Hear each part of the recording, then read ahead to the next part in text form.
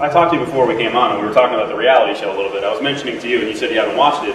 It's a heavyweight season, so most of the guys on the show are like 230 to right up to 265. Some guys are cutting down, but boy, some of the guys came on the show, and you can tell us more about the timeline early on. They came on and they're not in condition, so I don't know if they were told like 2 weeks before that they were coming out, or if they just didn't take it seriously. And we're talking about like serious stamina issues where they're gassing 3 minutes into the fight, and I just think it's coming off awful for UFC. I mean, I think there are prospects out there, but these guys don't look like high-level fighters if they're gassing within 3 minutes. Well, it's a heavyweight. As a heavyweight, you have to learn how to move properly.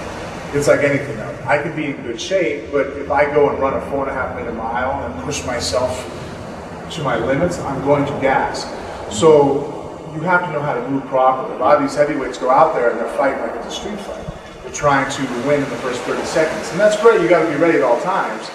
But, I did see the Kimbo fight with Roy. That's the only fight I really saw, and I've seen on that show highlights of the other ones. And you could just see that they hold their breath and they go for broke. No matter how much condition you have outside of the cage, if you fight improperly, your conditioning is not going to translate. You can be in great shape. You can run marathons. You can do, swim, 200 meters and hold your breath and be awesome. And I can still gas you in 2 minutes in a fight, because if you don't know how to fight, it doesn't matter.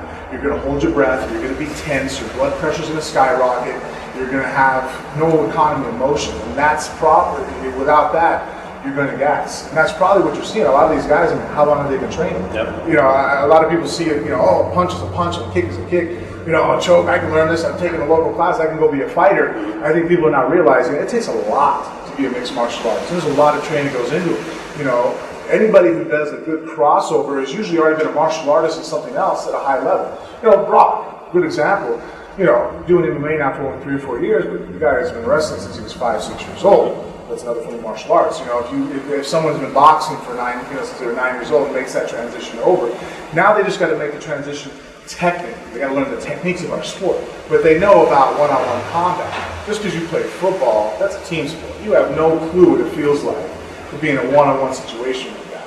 It's not a mentally tough sport. You can be a football player, and nothing against football. I love watching football, but if I'm having a bad day in a game, as far as I understand, I'm not a college player, I never played. You can just say, hey, coach, I need a blow, send in the second string guy, right?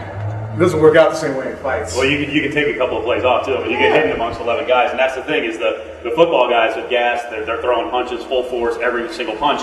And you're right, the wrestlers, the guys on the show aren't in great shape in terms of looks, but they've lasted, and they've shown pretty decent cardio, so they seem to have an advantage, especially in a short stint. How's Justin Wren doing? Wren did well. He went in with Wes Sims, who, frankly, that was disappointing. I don't think Wes has ever taken it real seriously, but he didn't come in shape. And Wes got out there. Justin took him to the ground, got him in an arm triangle, and put him out in like 3 minutes. I really trained with him for a little bit before he went on the Looks show. Good. I like him. He was one of my guys. I told him, I said, unless, I know Roy's a real dangerous guy. Besides Roy, I felt that Justin probably had. I didn't know anybody on the show, but I just rolling a couple times and sparring with Ren. I told him, I said, man, your basics are real fun and great. His clinch work was real impressive. And on the ground, he definitely knew what he was doing on top. I really, very strong head and arm choke and stuff. So I was impressed with his ability. Good stuff.